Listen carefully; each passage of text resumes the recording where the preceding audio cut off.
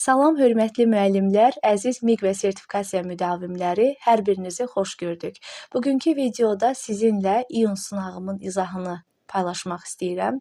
Fürsətdən istifadə edib yaxın zamanda sertifikasiya imtahanı verəcək olan müəllimlərə də buradan bol-bol uğurlar arzulayıram. İnşallah hər şey yaxşı olacaq, hər şey könlünüzcə olacaq və gözlədiyinizdən də yaxşı keçəcək imtahan. Gəl indi keçək sınağın izahına. Birinci testimiz nisbi əvəzlik mövzusuna aid olan bir testdir. Cümlədə fish sözü işlənmişdir. Biz bilirik ki, fish təki cəmi eyni olan bir isimdir. Amma onun qarşısında those işlənibsə, deməli fish burada cəm ismi göstərmiş olur. Cəm isimlərlə də biz həmişə nisbi əvəzlikdən sonra cəm xəbər verməliyik. İndi gəlin baxaq variantlara. Birincidə which swim görürük. Biz bilirik ki, heyvanlardan, cansızlardan sonra which və z gələ bilər. Which özlüyündə düzgündür və swim də cəm xəbər olduğuna görə birinci variantımız düzgündür. İkinci variantımıza baxırıq. That düzgündür, amma swims tək xəbəri yanlışdır. Çünki fish burada cəm isimdir. İkinci variantımız yanlışdır. 3-də what görürük və biz bilirik ki, isimdən sonra what gəlməz. 4-də isə that swim quruluşu düzgündür. Çünki swim cəm xəbərdir və fish də cəm isim olduğuna görə uzlaşma düzgün yerinə yetirilmişdir. Burada 1 və 4 A variantı. İkinci testimiz tərcümə ilə bağlı olan testdir. Gəlin ilk növbədə sözlərin tərcümələrinə baxaq. Selfish, egoist, özünü sevən, polite, nəzakətli, optimistik isə nikbin, yəni hər şeyin yaxşı tərəflərini görən insan. Birincidə deyilir ki, person puts his own interests first. Yəni ilk olaraq öz maraqlarını güdən insan, öz maraqlarını üstün tutan insan. Bu da selfish bir insandır, yəni egoist bir insandır. Birinciyə gedir A variantı. 2-də person always sees the bright side of things. Yəni bir şeylərin həmişə parlaq tərəflərini görür, yəni müsbət tərəflərini görür. Bu da nikbin insandır, optimist insandır. 2-yə gedəcək C. 3-də isə person gives a lady his seat on a bus. Bir şəxs ki, avtobusda öz yerini bir xanıma verir. Bu da nəzakətli bir insandır. 3-ə gedəcək B. Deməli A, C, B, Y variantı. Üçüncü testimiz sifət zərf mövzusuna aiddir. Gəlin variantlarda işlənmiş short və deep sözlərinin mənalarına və yaxud da shortly, deeply sözlərinin mənalarıyla yaxından tanış olaq. Biz bilirik ki, deep həm sifətdir, həm zərfdir. Mənası dərin deməkdir və bu həqiqi mənada dərin deməkdir. Amma deeply dərindən, daxilən deməkdir, ancaq zərfdir. Short və shortly-nin fərqlərinə gəlsək, short həm sifətdir, həm zərfdir, mənası qısa, shortly isə qısası. O ancaq zərfdir. İndi gəlin cümləmizə baxaq və variantlardakı verilən sifət və zərfləri müvafiq olaraq yerləşdirək. Burada deyilir ki, insanlar təsirləniblər, yəni daxilən təsirləniblər, daxili cəhətdən. Ona görə birinci olacaq deeply. İkinci tərəfdə isə deyilir ki, with his short speech, yəni onun qısa nitqindən. Burada işlənmiş qısa, həqiqi mənada qısa olan bir sözümüzdür, sifətimizdir. Short speech, onun qısa nitqindən daxilən təsirlənmişdilər. Ona görə də birinci tərəfdə deeply, ikinci tərəfdə short işlənəcək C variantı.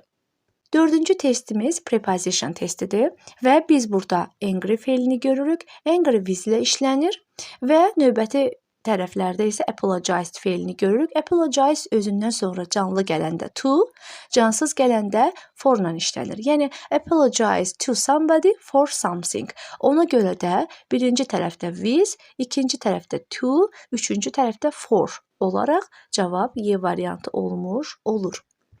Beşinci testimiz düzgün sual cümləsinin tapılması qaydasıdır və biz baxırıq A variantına. Görürük burada does var və əsas fe'lin də sonunda s var. Əgər sual cümləsində does gələrsə, əsas fe'lin sonundakı s düşməli idi. Ona görə A yanlışdır. B variantında is your boyfriend like cümləsini görürük. Burada xoşlamaq mənasında istifadə olunan like fe'lidir. Yəni deyir ki, sənin dostun pop musiqisini xoşlayırmı? Xoşlamaq mənasında like fe'linin sualı, inkarı do does'la düzəlir. Ona görə də islə düzəlməsi yanlışdır. Üçüncü cümləmizdə deyilir ki, do your boyfriend. Burada boyfriend üçüncü şəxsin təki olduğuna görə do yox, does olardı. D variantında yenə də biz are görürük. Xoşlamaq feili ümumiyyətlə to be ilə işlənməz. Y variantı isə doğru cavabımızdır. Yəni sənin dostun pop musiqisini xoşlayırmı? Does gəldiyinə görə feilin sonundakı s düşüb. 6-cı testimiz zaman testidir və bu zaman quruluşlarına uyğun olaraq biz uyğun zaman zərflərini seçib cümlələri tamamlamalıyıq. Bu zaman zərfləri növbəti səhifədə olduğuna görə mən burada aşağı hissədən əlyazma şəklində yazmışam ki, görmək asan da olsun, rahat olsun, test işləmək rahat olsun. Burada biz zaman zərflərinə baxsaq görərik ki, 1-də yesterday, 2-də since yesterday, 3-də isə by yesterday zaman zərfləri var. Yesterday keçmiş sadə zamanın göstəricisidir. Since yesterday indiki bitmiş zamanın, by yesterday isə keçmiş bitmiş zamanın göstəriciləridir. Və burada cümlələrimizə baxanda görürük ki, birinci cümləmiz has done indiki bitmiş zamandır. İkinci cümləmiz had done keçmiş bitmiş zamandır. Üçüncü cümləmiz isə did keçmiş sadə zamandır. Və müvafiq olaraq biz burada birinci cümləmizi, yəni has done quruluşunu uyğunlaşdıracağıq since yesterday ilə, yəni 2 ilə. İkinci cümləmiz had done quruluşunu keçmiş bitmiş zaman olan cümləmizi by yesterday ilə 3 ilə uyğunlaşdıracağıq.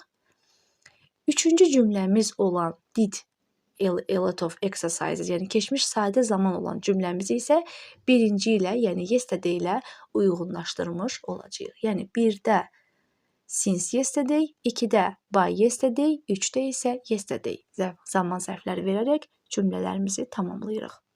7-ci testimiz there is, there are və it's qaydasına aid olan bir test tapşırığıdır. Birinci cümlədə biz cloudy görürük. Bu bir sifətdir, buludlu. Deməli, sifət olduğuna görə birinci tərəfdə it's olmalıdır. Ona görə ki, boşluqdan sonra sifət gəlibsə, orada there is quruluşu yox, it's quruluşu olmalıdır. Bugün hava buludludur mənasında. Ona görə biz buradan 1-i, 3-ü və 6-nı çıxırıq. Birinci tərəf it's olacaq. İkinci tərəfdə isə biz boşluqdan sonra rain görürük. Bilirik ki, rain həm feildir, həm isimdir. Feil kimi yağış yağmaq, isim kimi yağış mənasını icra eləyir. Deməli, biz bu cümləni belə verə bilərik ki, mənim fikrimə görə sabah yağış yağacaq və yaxud da sabah yağış olacaq. Olacaq kimi there will be verə bilərik. Yağacaq kimi it will verə bilərik. Yəni, bu baxımdan birinci tərəf it's, ikinci tərəf it will, sabah yağış yağacaq, ikinci düzgündür. Bir də birinci tərəf it is, ikinci tərəf there will be, sabah yağış olacaq formasında 5 düzgündür. Burada 2 və 5 düzgündür D variantı. 4 niyə səhvdir? Çünki it will be var. It will be rain yox, it will rain olsa tam düzgün cavab olardı. Ona görə 4 yanlışdır. Doğru cavab D variantı. 8-ci testimiz uzlaşma testidir. Birinci cümlədə each of görürük. Each of özündən sonra cəm isim gətirsə də xəbəri həmişə təkdə olmalıdır. Ona görə 1 düzgündür. 2-də everybody xəbəri təkdə tələb eləyir. 2 yanlışdır. 3-də Mr. Tom və vergülə qədər olan hissəyə biz baxırıq. Along with Mrs. Helena baxmırıq. Yalnız Mr. Tom olan hissəsi bizi maraqlandırır. Tək isim olduğuna görə, tək şəxs olduğuna görə xəbər də tək olmalıdır. Elə də olubdur. Ona görə 3 düzgündür. 4-də isə a virus in all the company's computers. Burada söz önüdən əvvələ baxmaq lazımdır. A virus təkdə olduğuna görə xəbər də təkdə olmalı idi. Ona görə 4 də yanlışdır. 1-3 A variantı. 9-cu testimiz conditionallara aid olan bir test tapşırığıdır. Birinci cümləmizdə biz shall help görürük. İkinci cümləmizdə should help. Üçüncü cümləmizdə isə should have helped görürük. Deməli, bu cümlə birinci cümləmiz first conditional ola bilər, ikinci cümləmiz second conditional, üçüncü cümləmiz isə third conditional ola bilər. Əgər birinci cümləmiz first conditionaldırsa, deməli if olan tərəfdə indiki sadə zaman olacaq. Çünki first conditionalda if olan tərəfdə indiki sadə zaman, digər tərəfdə isə gələcək sadə zaman özünü göstərmiş olur. Deməli 1-ə olacaq B variantı, I don't have much work. 2-də görürük ki should help. Bu isə second conditionalın göstəricisidir. Second conditionalda if olan tərəfdə keçmiş sadə zaman olur, digər tərəfdə isə should, would, were bir quruluşunu özünü göstərir. Deməli, burada biz 2-yə C yazacağıq, didn't have much work. 3-də isə should have helped gördüyümüzə görə bu third conditionaldır. Third conditionalda if olan tərəfdə past perfect verməliyik. Deməli, 3-ə də A uyğunlaşır. B, C, A, B variantı. 10-cu testimiz sinonim cütlüyünü tapma ilə əlaqədar olan bir testdir. Burada A variantında rapid, quick. Hər ikisi tez, cəld deməkdir. Elə cavab A variantıdır. B-də permit icazə vermək, forbid qadağan etmək. C-də desire arzu, stimulation, stimul təşviq. D-də setback çatışmazlıq, komfort rahatlıq. Y-də essential vacib, realistic reallığı düşünən, gerçəkçi insan. Bu da bir-birinə sinonim deyil.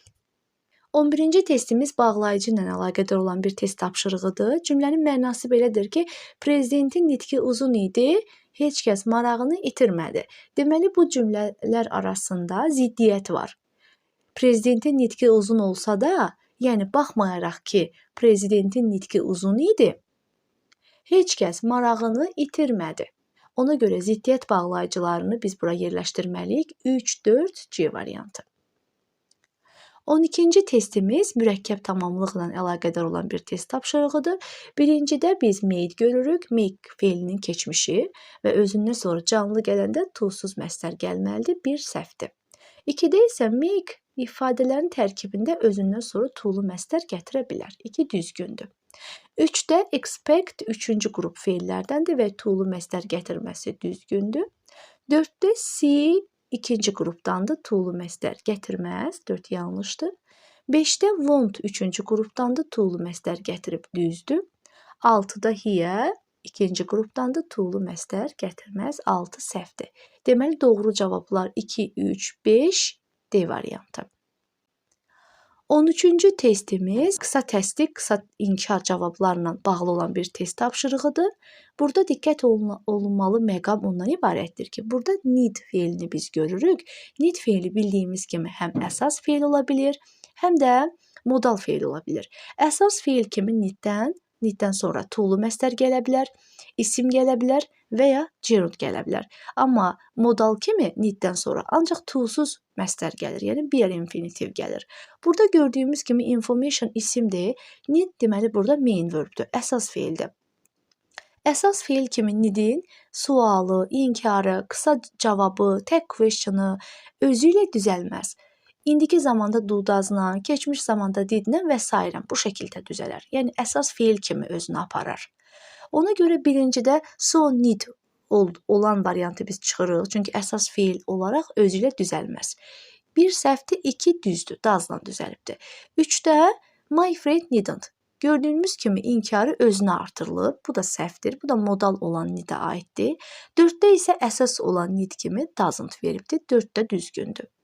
5-də and my friends need much more information. Burada da need əsas feildir. Çünki information ismi gəlibdir, düzdür.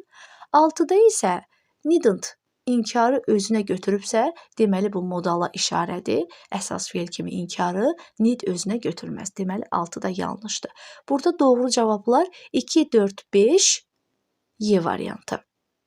14-cü testimiz used to be used to ilə bağlı olan bir test tapşırığıdır. Gəlin bu iki ifadənin arasındakı fərqə baxaq.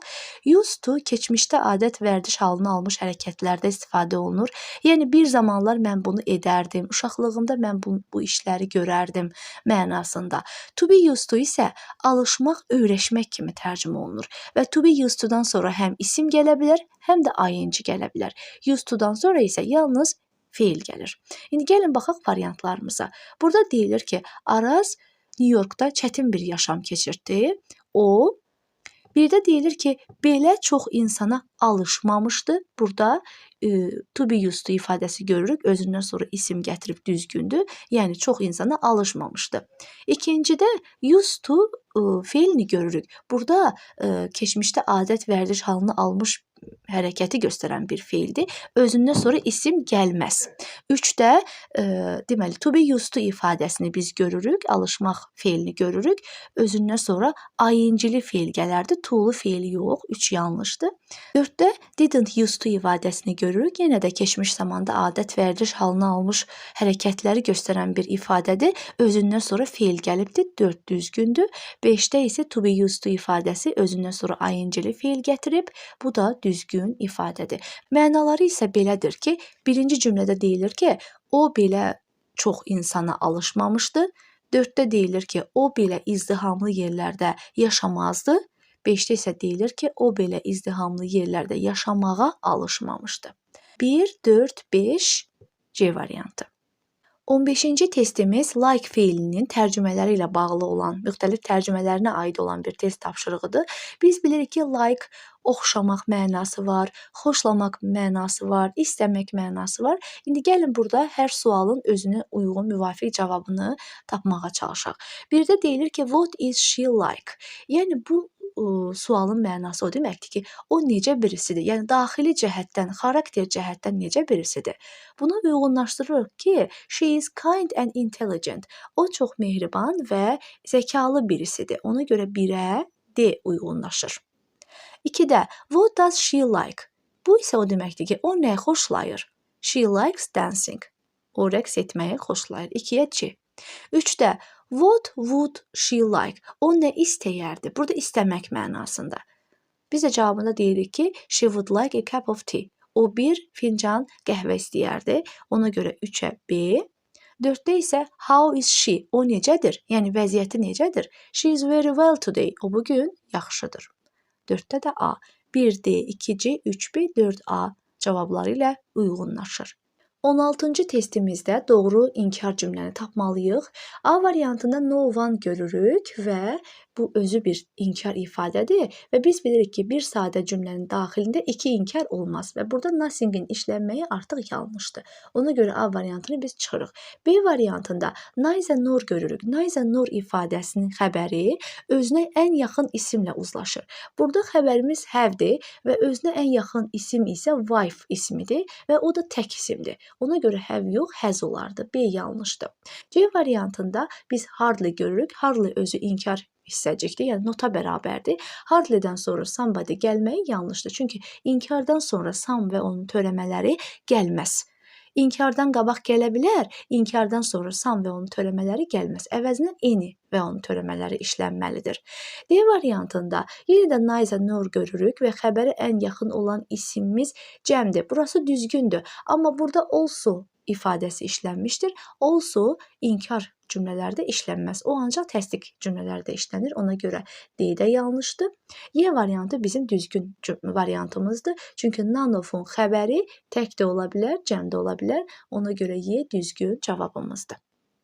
17-ci testimiz tərcümə ilə bağlı olan bir test tapşırığıdır. Burada deyilir ki, böyük bir kompaniyada, böyük bir şirkətdə işləməyin nələrindənsə biri çoxlu qayda qanunun olmasıdır. Təbii ki, çatışmazlıqlarından, yəni mənfi tərəflərindən biri odur ki, çoxlu qayda qanun var bu şirkətdə, müxtəlif qayda qanunlar tətbiq olunur. Bu da bu şirkətin mənfi tərəflərindən biridir. Drawbacks, çatışmazlıq. 18-ci testimizdə doğru variantı seçməliyik.